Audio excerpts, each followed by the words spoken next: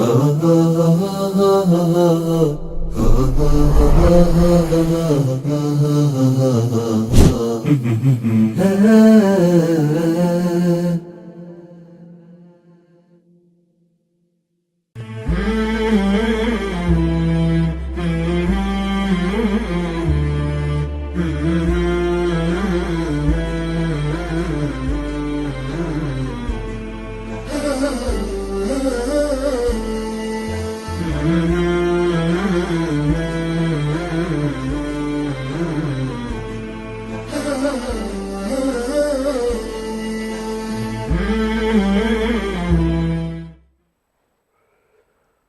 الله الرحمن الرحيم. إخواني أخواتي الأفاضل في كل مكان، سلام الله عليكم ورحمته وبركاته، وأهلا ومرحبا بكم في حلقة جديدة من حلقات برنامج فاسألوا أهل الذكر. اللهم انصر إخواننا المسلمين في فلسطين وفي كل مكان. يسعدني ويشرفني أن أقدم لكم فضيلة الشيخ الدكتور حسن سلمان ضيف الدائم. أهلا وسهلا بك. وسهلا، حياكم الله. أهلا ومرحبا بك. دعنا بعد أن أسهبنا في الحديث في الحلقات الماضية عن بني إسرائيل ماضيهم وحاضرهم، دعنا نوسع الصورة ونتكلم بشكل عام عن حال الأمة الإسلامية. وللحديث في هذا لعلي أرجع فضيلة الشيخ منذ البدء لما حمل الإنسان هذه الأمانة، وقال الله عنه عز وجل: إنه كان ظلوما جهولا. بداية، ما المقصود بهذه الأمانة تحديدا؟ بسم الله الرحمن الرحيم، الحمد لله رب العالمين، والصلاة والسلام على رسول الله الأمين وعلى آله وصحبه أجمعين. أما بعد، جاءت هذه الآية اللي هي إنا عرضنا الأمانة على السماوات والأرض في سورة الأحزاب وفي أواخرها، وقد سبقت في سياق معين، ولأنه أحيانا المفهوم القرآني يكون أقرب عندما تأخذه من سياقه، أي السياق الذي ترد فيه المفردة أو ترد فيه الآية، يعطيك عموما الفهم الأقرب للمراد، حتى ولو تنوعت أو تعددت معاني اللفظة اللغوية. يعني كلمة الأمانة ربما تجدها في أكثر من معنى أو تجد لها أكثر من معنى، لكن السياق: يا أيها الذين آمنوا اتقوا الله وقولوا قولا سديدا، سبقت بهذه الآيات، كأنما الله سبحانه وتعالى خاطب المؤمنين بالتقوى وأن يقولوا قولا سديدا، لأن بعضهم تكلم في موضوع زينب زوجة النبي صلى الله عليه وسلم، وكانت متزوجة بزيد بن ثابت وما زيد بن حارثة، فما حصل فيها وهو أن الله سبحانه وتعالى أراد أن تطلق زينب وتزوج من النبي صلى الله عليه وسلم، ليبطل بذلك العرف الذي كان سائدا في الجاهلية وهو موضوع التبني. الله سبحانه وتعالى خاطب المؤمنين في هذا الموضوع، لأن كانوا يستعظمون كيف أن شخص يتزوج بزوجة من تبناه، والتبني كان عندهم يعني البنوة، فكانوا يقال لزيد بن محمد، ولكن الله سبحانه وتعالى أراد أن يثبت البنوة وموضوع النسب بطريق مختلف تماما عن الطرق التي كانوا يعتمدونها. فمن ضمن السياق على كل فهمنا بأن موضوع التبني لا يثبت به النسب، فوجه الله سبحانه وتعالى بعد ذلك المؤمنين لأن يقولوا يتقوا الله ويقولوا قولا سديدا يصلح لكم، يا أيها الذين آمنوا اتقوا الله وقولوا قولا سديدا يصلح لكم أعمالكم ويغفر لكم ذنوبكم ومن يطع الله ورسوله فقد فاز فوزا عظيما. ثم بعد ذلك قال: إنا عرضنا الأمانة على السماوات والأرض والجبال. هنا معظم أهل التفسير، وإن تنوعت أقوالهم، لكن تكاد كلها تدور حول الأمانة هنا هي أمانة التكليف الرباني، أي الرسالة المنزلة من الله سبحانه وتعالى، والمشتملة على العقائد وعلى الفرائض وعلى الشرائع وعلى الأخلاق وعلى القيم وعلى الآداب. كل هذه تسمى أمانة.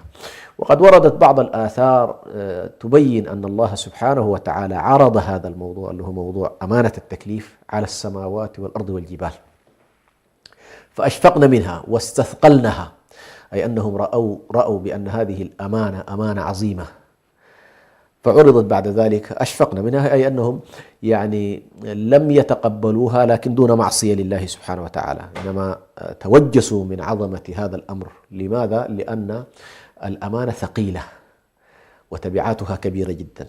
فعلى كل أشفقت منها الجبال، أشفقت منها السماوات والأرض، ثم عرضت على آدم عليه السلام.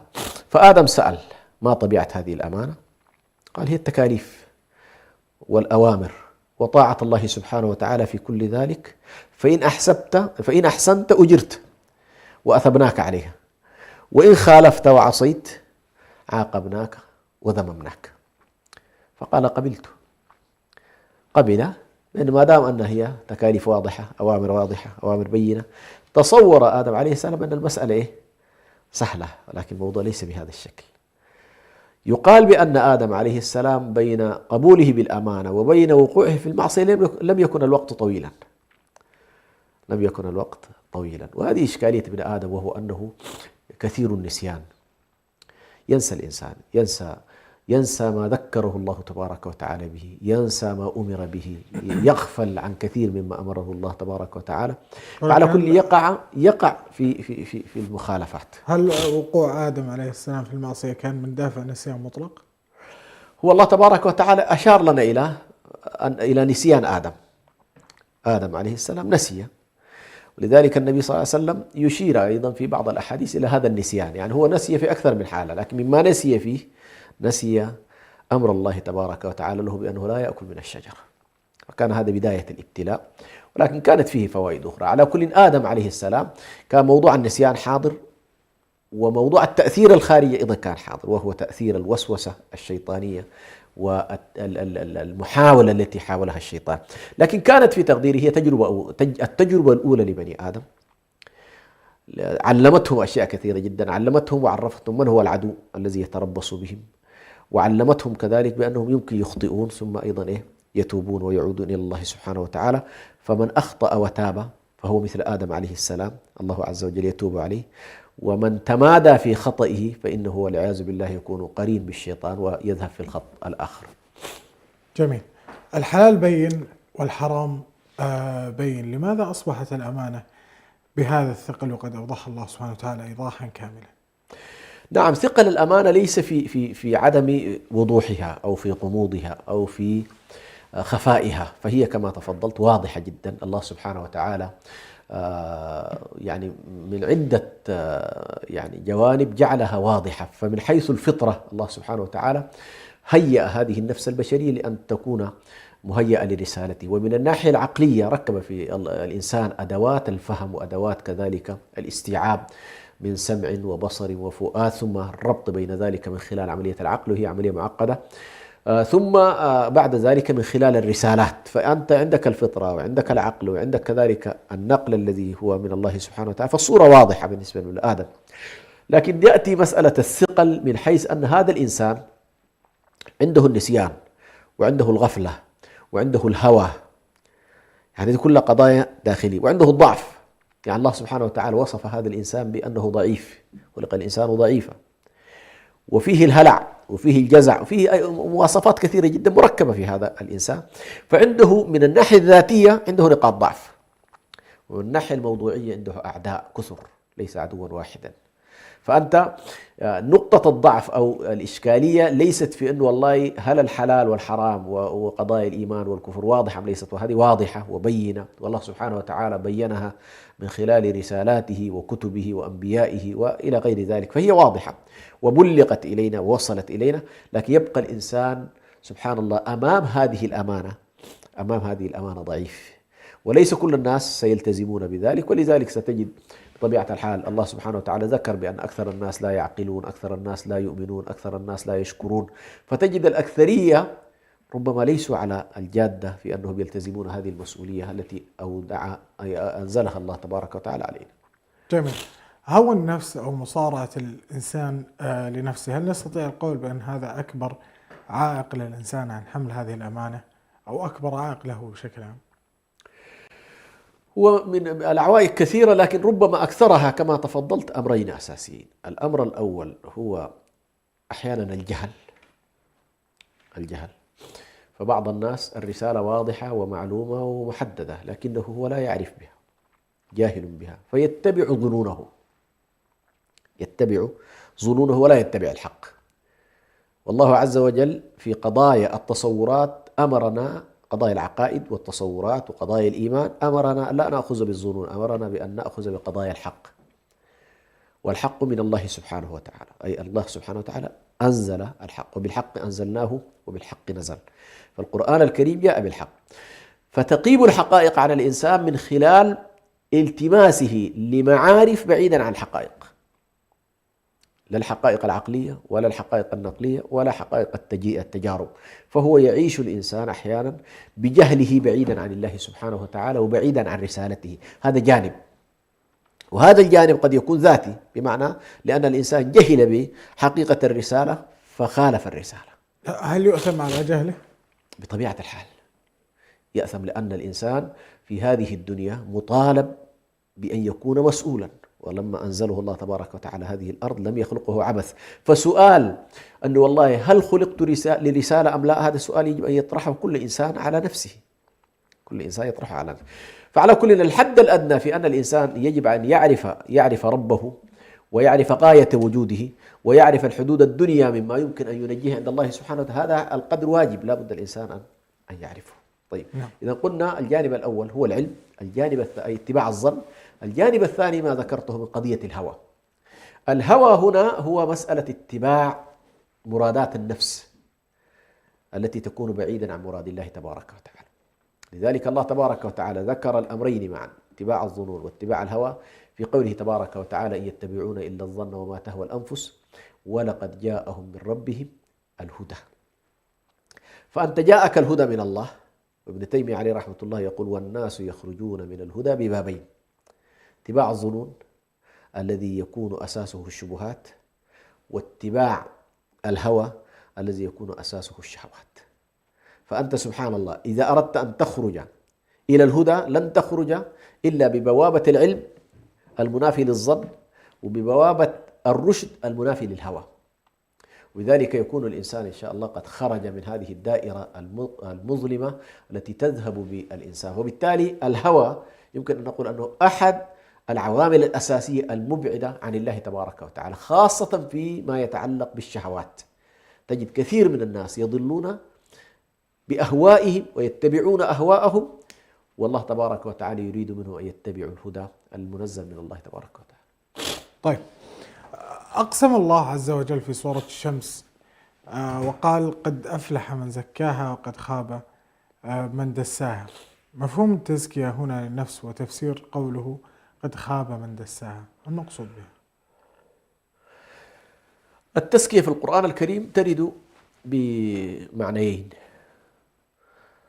يعني هي تزكية وزكاة، كلاهما تقريبا متداخلات.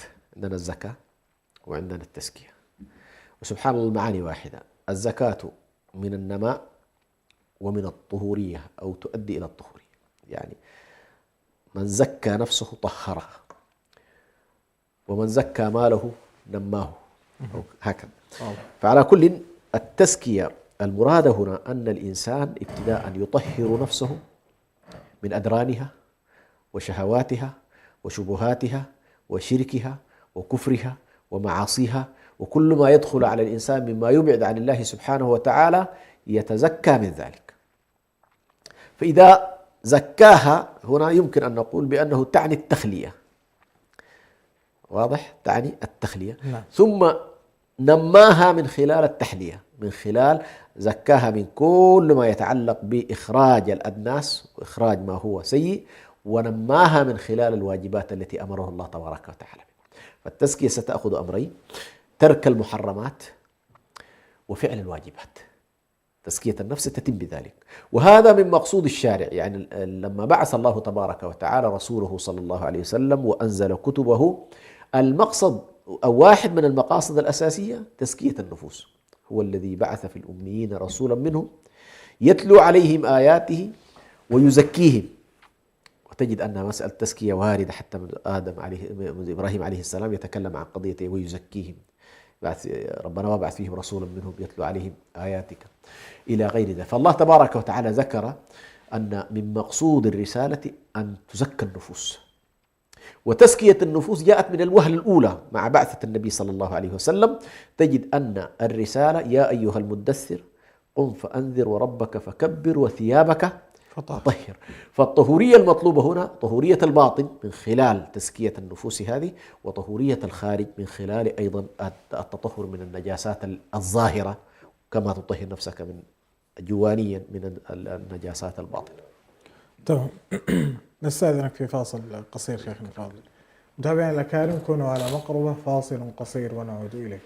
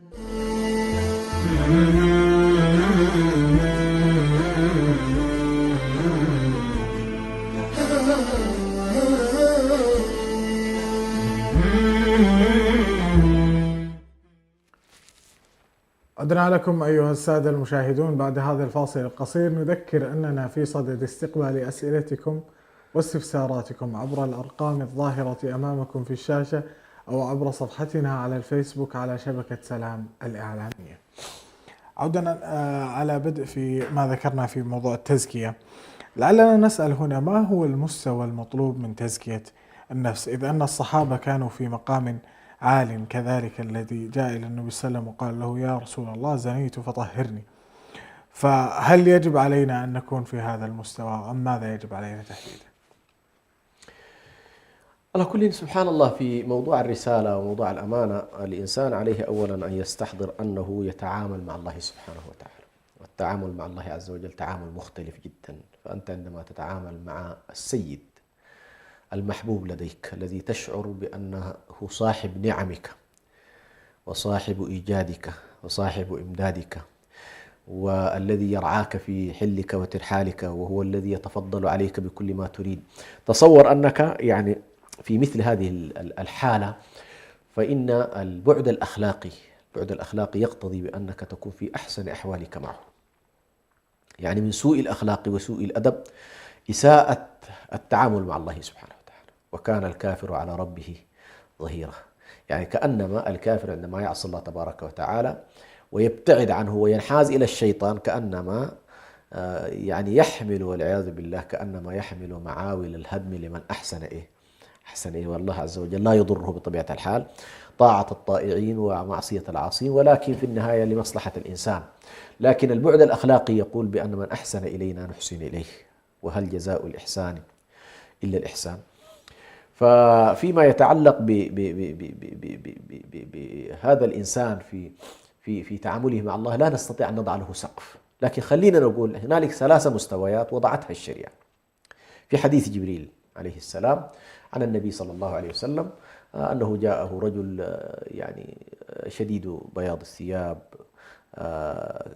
كث اللحية، شديد سواد لحيته، فجلس إلى ركبتي النبي صلى الله عليه وسلم، فوضع ركبتيه إلى ركبتيه ووضع يديه على فخذيه، فقال: يا محمد أخبرني عن الإسلام، ثم قال: أخبرني عن الإيمان، ثم قال: أخبرني عن الإحسان.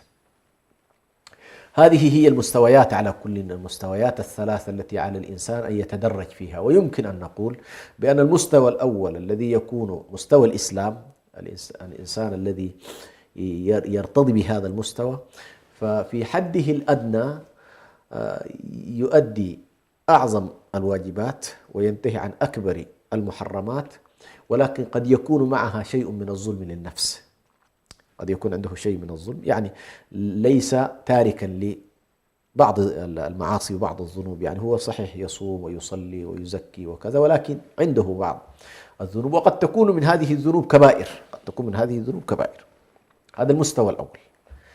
وهذا قد يكون بعض الناس يظن أنه والله خلاص سيكتفي بهذا، لكن الذين يعملون كما ذكرت لك يعني يريد أن يتدرج في هذا السلم الطويل الذي منتهاه الفردوس الأعلى كما قال النبي صلى الله عليه وسلم: اسألوا الله الفردوس، اسأل الله الفردوس الأعلى. فأنت عندما تتعامل مع الله يكون عينك على أعلى مرتبة وهي الفردوس الأعلى، ولا تكون على أدنى مستوى. المستوى الوسط هو مستوى الإيمان، وهو الالتزام، وممكن أن وفق آية فاطر: ثم أورثنا الكتاب الذين اصطفينا من عبادنا فمنهم ظالم لنفسه ومنهم مقتصد ومنهم سابق بالخيرات. فهذا المسلم العادي ظالم لنفسه. المستوى الثاني المقتصد هو الذي يؤدي الواجبات وينتهي عن المحرمات ويبتعد عن الكبائر مطلقا ولا يكون مرتكبا لكبيرة بحال. هذا المقتصد، لأنه إن وقع في كبيرة نزل إلى المرتبة الدنيا وهي مرتبة الإسلام، ولكن لا ننفي عنه صفة الإسلام، ولكن قد تنفى عنه صفة الإيمان. لذلك النبي صلى الله عليه وسلم لما قال: لا يزني الزاني حين يزني وهو وهو مؤمن. فمستوى الإيمان هنا يرتفع عنه ويبقى في مستوى مستوى الإسلام. المستوى الثالث هو أن يكون الإنسان محسنا، يؤدي الواجبات، ينتهي عن المحرمات، يجتنب المكروهات، يؤدي المندوبات والمستحبات. والخلاصة كما عرفها النبي صلى الله عليه وسلم: أن تعبد الله كأنك تراه فإن لم تكن تراه فإنه يراك. هذا مستوى على كل الذي يسعى إليه المسلم. ولكن يعني كما في السؤال: ما هو الحد الأدنى؟ بعد كده والله كل إنسان قدراته الفعلية وقدراته الإرادية. يعني ما الذي يمتلكه من إرادة؟ من الناس من لا يقنع بما دون الثريا، ومن الناس من يرتضي مرتبة ومرتبتين فوق الأرض، وهكذا. فالناس في ذلك على كل درجات، والمتسابقون في هذا المضمار كثر، منهم من تسعه دائرة الإسلام، ومنهم من يلج إلى دائرة الإيمان، ومنهم من يذهب إلى دائرة الإحسان، وهم القلة بطبيعة الحال. جميل. بماذا تصبر النفس؟ تصبرها أولا بمحبة الله بعد معرفته. يعني هذا أهم ما يمكن أن يصبر به الإنسان نفسه، وهو إذا تعلقت النفوس بالله سبحانه وتعالى فإن أعظم ما يصبرها هو حبها لله سبحانه وتعالى. الحب لله عز وجل سيورث بطبيعة الحال الطاعات. لماذا؟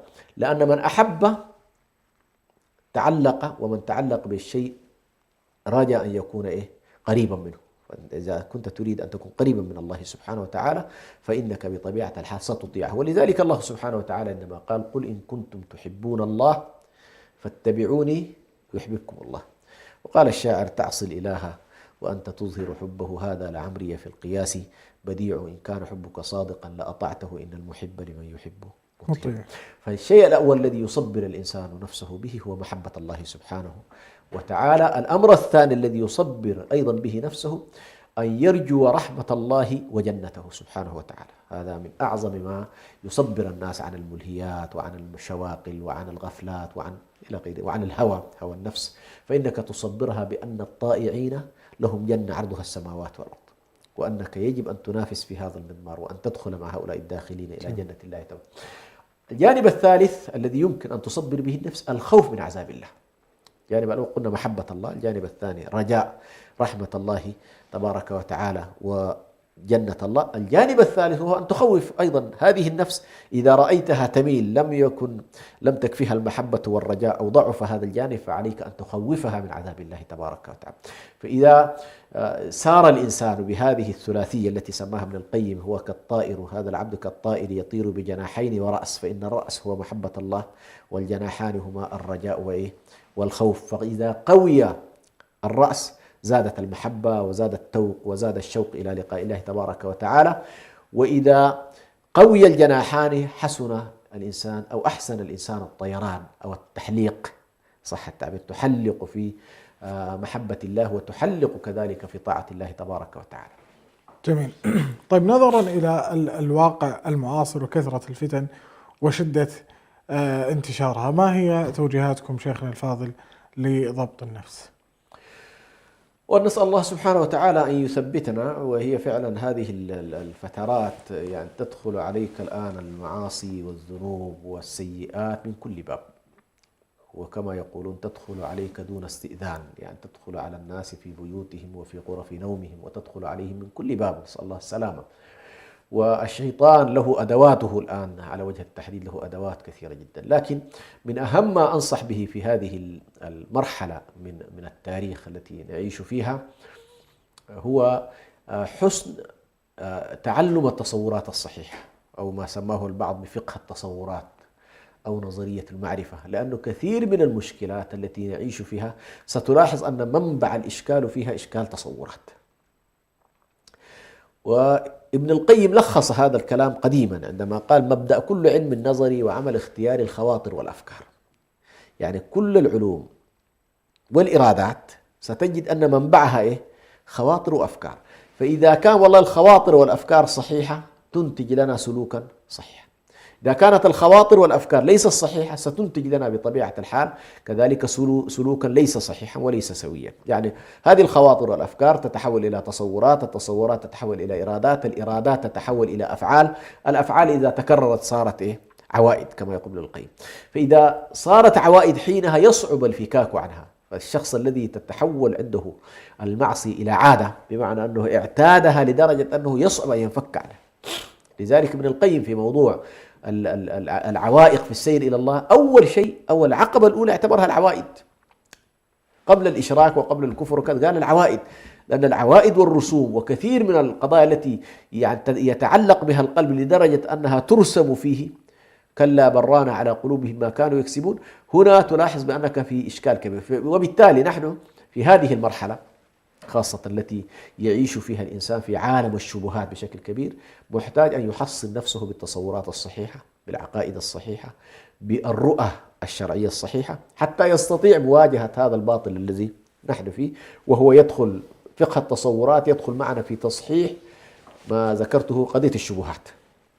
المحور الثاني أيضا أنت بحاجة إلى أن تعصم هذه النفس بالتربية، التربية الصحيحة، لأن هوى النفس يحتاج إلى أن تكسر النفس. تكسر النفس لابد من مخالفتها. كان السلف رضوان الله عليهم في محاولة ترويض هذه النفس في الأشياء ليست في المعاصي والذنوب، لا، ما كانوا يقاومونها في هذا الاتجاه. مسألة مقاومة النفس كانوا يجربونها في الأشياء العادية جدا. يعني مثلا إذا أرادت أن تشتهي أكلا معين يقول لها لا، لن تذوقي ذلك. إذا أراد أن يذهب في اتجاه معين يقول لا، لن نذهب في هذا الاتجاه، سأذهب في الاتجاه الآخر. فكانوا سبحان الله رضوان الله عليهم في أشياء بسيطة جدا في ظاهرها، لكن كانوا يروضون هذه النفس حتى يعلمون أنهم هم من يقودونها وليست هي من تقود. وبالتالي نحتاج إلى أن والله تربى هذه النفس. طبعا عندنا كثير من القضايا من الشعائر والعبادات التي تروض وتربي. الصلاة إذا كانت على أحسن وجه ربت الإنسان، الصوم إذا كان على أحسن وجه رب الإنسان، الزكاة إذا كان أيضا الإنسان استحضر فيها المعاني الصحيحة لموضوع التكافل الاجتماعي ربت الإنسان، الحج رب الإنسان، بر الوالدين والإحسان إليهم، كل ذلك يربي هذا الإنسان ويجعله في نهاية المطاف قد خرج من دائرة الشهوات. فإذا استطاع الإنسان أن يهزم الشيطان في دائرتين، دائرة الشبهات ودائرة الشهوات، فقد انتصر على هذا الشيطان الذي هو بطبيعة الحال العدو الأساسي لهذا الإنسان كعامل موضوعي، بالإضافة إلى النفس باعتبارها عاملا ذاتيا في داخل هذا الإنسان. جميل. أخيرا شيخنا، في ظل الأحداث الراهنة والحرب على المسجد الأقصى، يتخذ كثير من الناس في صراعهم مع أنفسهم مواقف رمادية، أو أنه لا يقاوم نفسه في قضية المقاطعة أو في كثير من الأمور أو في الدعاء لهم. ما قولك في هذا؟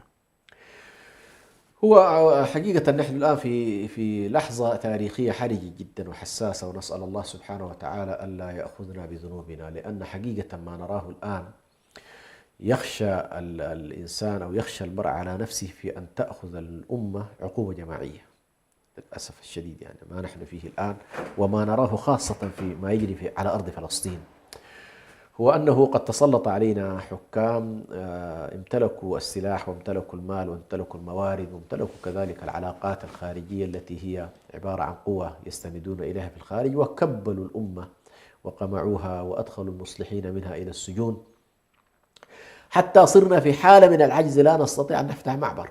يعني لا نستطيع معبر تحت أراضينا لا نستطيع أن نفتحه، بل نمارس والعياذ بالله أسوأ أنواع الحصار على أمة تشهد أن لا إله إلا الله وأن محمد رسول الله، بل منهم والعياذ بالله من ذهب إلى التعاون مع هذا الكيان الصهيوني. وفي ظل هذا الوضع على كل نحن نقول على الإنسان أن يفعل ما تبرأ به الذمة. فما تبرأ به الذمة إن كان كلمة يجب أن يقولها، وما تبرأ به الذمة إن كان مقالا يجب أن يكتبه، وما تبرأ به الذمة إن كان مالا يجب أن يدفعه، وما تبرأ به الذمة إن كان وساطة للذهاب إلى مسؤول من المسؤولين ومخاطبته والحديث معه حتى يعضد ويعزز صمود هؤلاء الناس أيضا فليقم به. ومن كان قادرا إلى أبعد من ذلك بحيث والله يستطيع أن يساهم في كسر هذا الحصار الذي يقع على الشعب الفلسطيني فليفعل ذلك. على كل، يمكن نحن قبل كده في حلقة من الحلقات ذكرنا بأن الحد الأدنى هو ما تستطيعه. قد تعذر في شيء لا تستطيع، ولكن إذا كنت قادر على الشيء، قادر أنك والله تقوم مثلا ب100% في مسألة معينة وأنت قمت ب50%، فإنك تحاسب على ما قصرت فيه وتؤجر على ما قمت به بطبيعة الحال. فنحن في هذه اللحظة على الإنسان أن لا يتصور أول بأنه والله لا ما أستطيع أعمل شيء، تستطيع أن تعمل الكثير. وحفظ الله الشيخ سلمان العودة نسأل الله يعني يفرج عنه، في حلقة عادية مع بعض طلابه سألهم ما الذي يمكن أن نقدمه لفلسطين، حلقة بتاعت عصف ذهني، فكلهم واحد منهم أتى بشيء إلى أن وصلوا إلى 150 وسيلة يمكن أن تساعد بها أهل غزة وأهل فلسطين. فنحن إذا نظرنا إلى هذه الصورة اللي هي 150، ويمكن الإنسان أن يدخل إلى الفيسبوك أو يدخل إلى الإنترنت ويكتب مثلا 50 أو 150 وسيلة لدعم الإخوة في فلسطين، أعتقد لن تعدم منها 10 15 20 من 150 هذه، يمكن أن تفعل الكثير. وبالتالي هذه الأمة أمة ولادة، وأمة يمكن إن شاء الله يكون فيها الكثير مما يمكن أن ينفع الناس، ولكن كما قيل الحركة ولود والسكون عاقر. شكرا لك دكتور حسن. الله يجزيك. شكر موصول لكم أنتم متابعينا ومشاهدينا الأفاضل على حسن الاستماع والمتابعة. نكرر الشكر لضيفي الدائم فضيلة الشيخ الدكتور حسن سلمان، شاكرين لك. الله يبارك. حياك الله. طريق تزكية النفس طويل، وقد ذكر ضيفي فضيلة الشيخ الدكتور حسن سلمان أنها تصبر بجنة لله سبحانه وتعالى، برد العيش بين خيامها وروضاتها، والثغر في الروض يبسم، ولله واديها الذي هو موعد المزيد لوفد الحب إن كنت منهم. فيا طالبا هذا ببخس معجل كأنك لا تدري، بلى سوف تعلم فإن كنت لا تدري، فتلك مصيبة وإن كنت تدري فالمصيبة أعظم. دمتم بود. بارك الله.